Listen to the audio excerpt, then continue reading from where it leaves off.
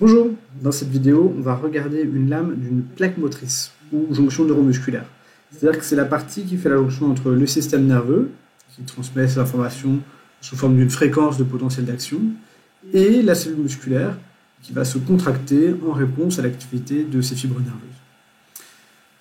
Ces fibres nerveuses, on les retrouve ici colorées par les sels d'argent en noir, et on voit que déjà elles sont rassemblées en faisceaux de plusieurs fibres nerveuses qui proviennent des nerfs et qu'elles vont ensuite se ramifier. Alors, ce sont des fibres, des axones qui proviennent des motoneurones alpha qu'on a dans la corne ventrale de la moelle épinière. Et chaque fibre se ramifie un grand nombre de fois, voilà ici au moyen grossissement, pour établir une jonction avec plusieurs fibres musculaires. Je vois avec les fibres musculaires, ce sont des cellules géantes qui ont une origine syncytiale, c'est-à-dire qui sont formées par la fusion de plusieurs cellules embryonnaires. On peut trouver jusqu'à 500 noyaux dans une cellule musculaire striée squelettique. Donc, un motoneurone alpha va commander la contraction de plusieurs fibres nerveuses et l'ensemble des fibres de plusieurs fibres musculaires, et l'ensemble des fibres musculaires qui sont commandées par ce même motoneurone alpha forment ou constituent ce qu'on appelle une unité motrice. Alors on voit ici donc nos fibres nerveuses en noir, qui ont une orientation différente des fibres musculaires, et puis si on zoome encore un petit peu, on voit qu'elles se terminent par cette ramification qu'on appelle aussi télodendron. Télodendron, ça veut juste dire arborisation terminale. Et à l'extrémité des fibres, voilà, on a des petites zones un peu arrondies, ici, là, on en retrouve un peu partout, qui sont vraiment au contact de la cellule musculaire striée. Donc ce sont les synapses neuromusculaires qui libèrent l'acétylcholine, on regardera des micrographies juste après. On voit ici l'alternance de bandes sombres et de bandes claires sur les cellules musculaires striées squelettiques. L'alignement de ces bandes est lié à l'organisation des myofibrilles en sarcomères, et ces sarcomères sont alignés les uns avec les autres.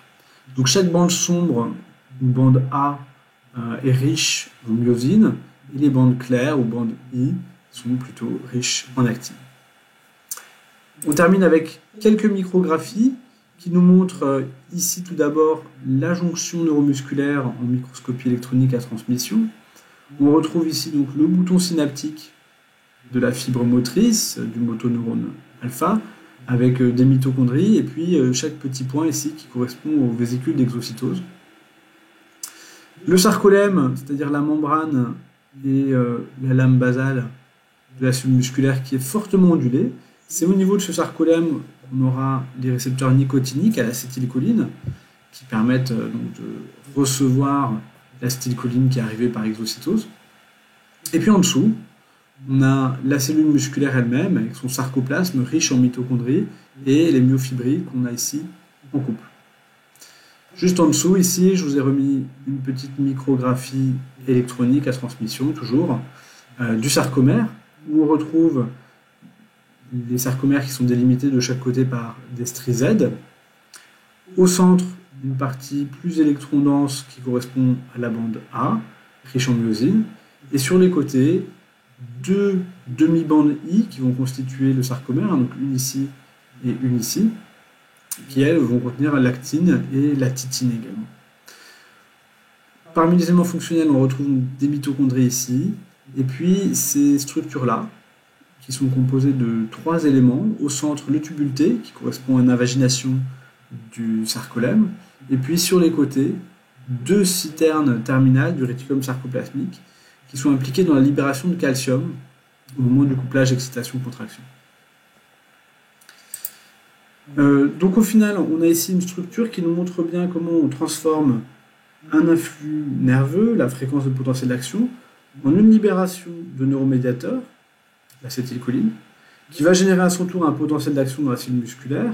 Et ensuite, le couplage excitation-contraction se fait par l'intermédiaire du calcium, le calcium qui est libéré par ces citernes terminales et qui va permettre l'interaction actine-myosine en faisant coulisser les filaments de tropomyosine.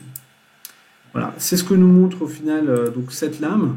Alors, avec la microscopie optique, effectivement, on ne voit pas grand-chose, mais on retrouve bien la structure striée des fibres musculaires et puis les fibres nerveuses qui se ramifient ici et qui vont constituer les unités motrices.